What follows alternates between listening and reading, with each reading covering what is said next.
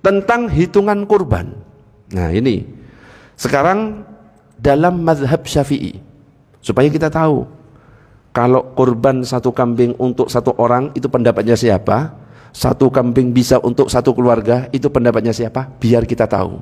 Oke, sekarang kita bahas kalau dalam mazhab Syafi'i hitungan kurban itu aturannya seperti ini. Wa tujzi'ul badana an sab'atin, satu ekor unta untuk 7 orang. Wa tujzi'ul baqarah an sab'atin, satu ekor sapi untuk 7 orang. Wa tujzi'us syatu an sahsin wahidin, satu ekor kambing cukup digunakan kurban untuk satu orang. Dan ini dipertegas oleh Imam Nawawi, tajzi'us syatu an wahidin wa la tajzi'u an aktsara min wahidin, dalam kitab Al-Majmu'. Kambing hanya mencukupi satu orang dan tidak mencukupi untuk satu orang lebih. Makanya kalau dalam mazhab Syafi'i, kurban satu kambing hanya untuk satu nama, tidak boleh atas nama keluarga. Tapi supaya keluarga tetap dapat, caranya dengan cara apa tadi? Menghadiahkan pahala atas nama Pak Chandra. Pak Chandra ketika penyembelihan langsung saya hadiahkan untuk anak saya, namanya ini, boleh istri saya namanya ini, maka dapat semuanya. Ini kalau dalam mazhab Syafi'i. Allahumma shalli ala sayyidina Muhammad.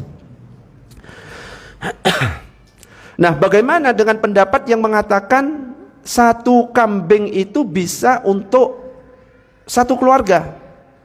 Itu juga ada pendapatnya. Nah, ini masih pembahasan dalam mazhab Syafi'i. Nah, ini menurut pandangan mazhab Maliki mengatakan bahwa kurban hanya satu ekor kambing itu bisa atas nama keluarga, dan itu boleh.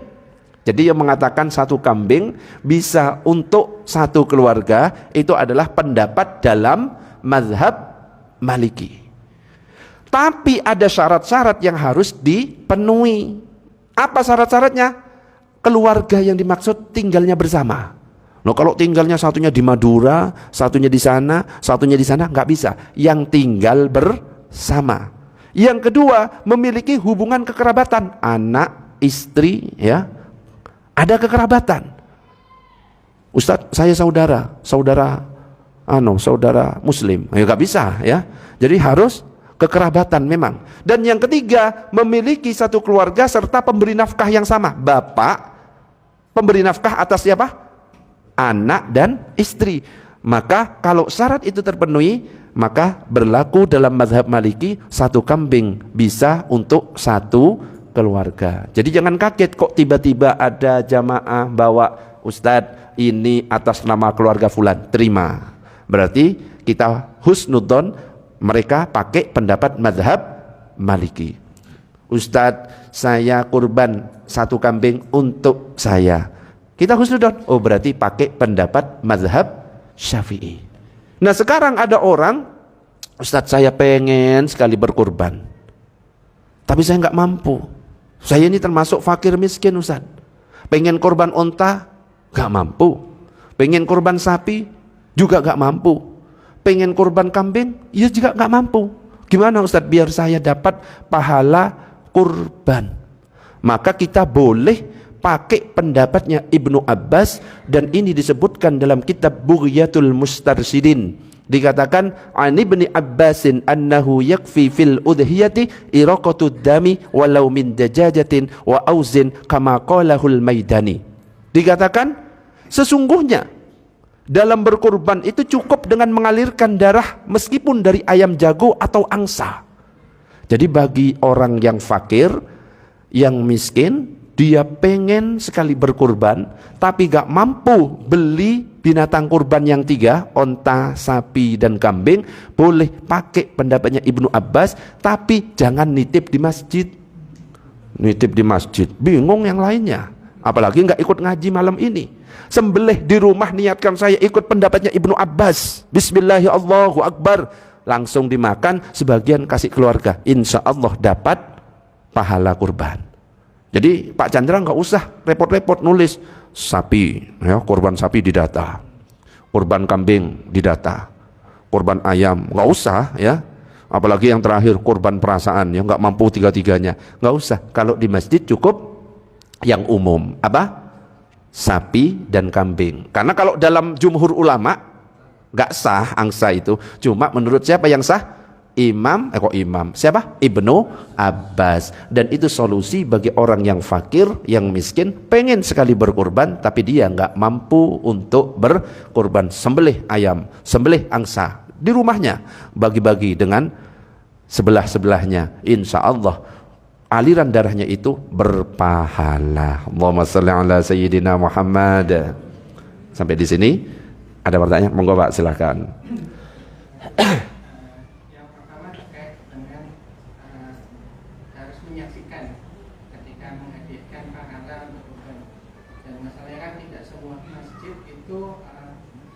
Mungkin secara teknisnya mereka ada yang menyembelih bersamaan, atau mungkin aksesnya tidak bisa dijangkau sama si pengurban, atau misalnya si pengurban itu sedang berhalangan keluar atau keluar kota, atau misalnya ada halangan lain. Apakah tidak ada keringanan? Itu yang pertama.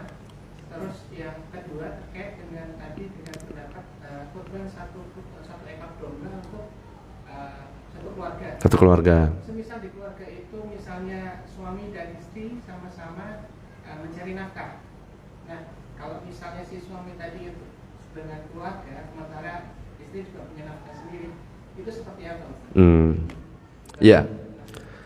Yang pertama, Ustadz, yang pengkurban ini gak menyaksikan, bukan harus. Menyaksikan itu hukumnya sunnah. Artinya apa? Kalau seandainya nggak menyaksikan di rumah atau lagi mudik atau kemana, yang penting meniatkan. Tapi afdolnya menyaksikan. Kalau laki-laki, afdolnya nyembelih sendiri sebenarnya. Tapi kalau perempuan, nitip diwakilkan. Cuma laki-laki kan tidak semuanya bisa nyembelih, makanya akhirnya dititipkan kepada panitia kurban. Jadi menyaksikan tidak wajib, tapi hukumnya sunnah. Meskipun tidak hadir, tetap bisa menghadiahkan. Yang penting kita tahu, oh sekarang lagi disembelih, saya hadiahkan juga pahalanya untuk ini. Kalau dalam mazhab Syafi'i bisa lebih banyak, lebih luas. Saya hadiahkan untuk Pak Chandra, saya hadiahkan juga untuk Abah Subandi. Loh, bisa lebih banyak. Makanya solusi kalau misalkan dalam sebuah sekolah kan kadang-kadang patungan, betul? Sumbangan, akhirnya cuma dapat satu sapi misalkan. Satu sapi kan 7 kan? Satu sapi 7. Lah sedangkan jumlah sekolah siswanya berapa? Ratusan. Nah itu bisa. Kalau seandainya cuma disembelih atas nama siswa, itu hanya latihan kurban. Tapi kalau di atas namakan satu orang, misalnya di atas namakan kepala sekolah, kemudian ketika kepala sekolah nyembelih, saya hadiahkan pahalanya ini untuk semua warga sekolah, siswa saya, guru-guru saya, tukang kebun saya, itu dapat pahala kurban semuanya. Itu kalau dalam mazhab Syafi'i. Yang kedua, bagaimana kalau misalkan suami juga mencari nafkah, istri mencari nafkah? Dalam keluarga, pencari nafkah utama tetap suami. Meskipun istri nyari nafkah atau bekerja, tetap tanggungannya sebenarnya suami. Uang suami, kalau uang istri, itu uangnya istri. Banter banget, Bu.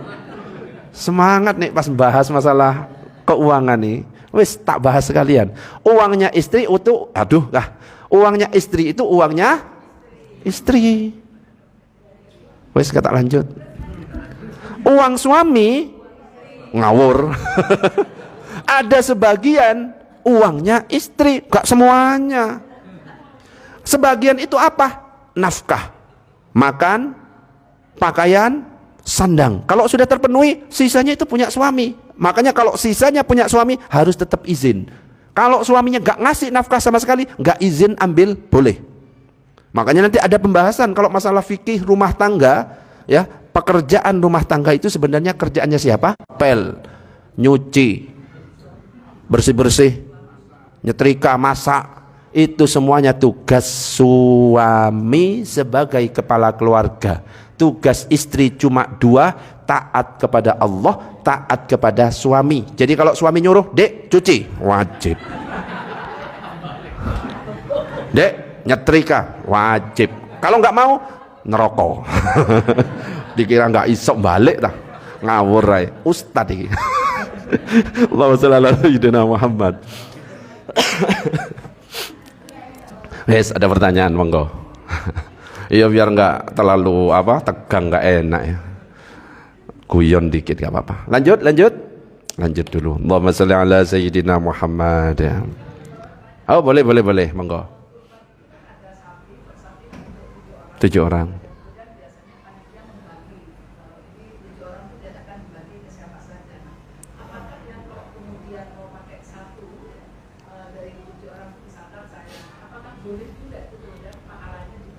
Oh, ya, paham. Ustadz, saya kurbannya sapi kan 7. Lah, saya kan bagian dari 7 itu, sepertujuhnya. Apakah saya boleh bagi-bagi pahala? Boleh juga. Ya, sama kayak kambing juga. Ini saya sepertujuh dari sapi ini pokoknya kan. Saya hadiahkan juga untuk bapak saya yang sudah meninggal, ibu saya yang sudah meninggal, tonggo, iki sebutkan aja. Itu tetap dapat dan boleh kalau dalam mazhab Syafi'i.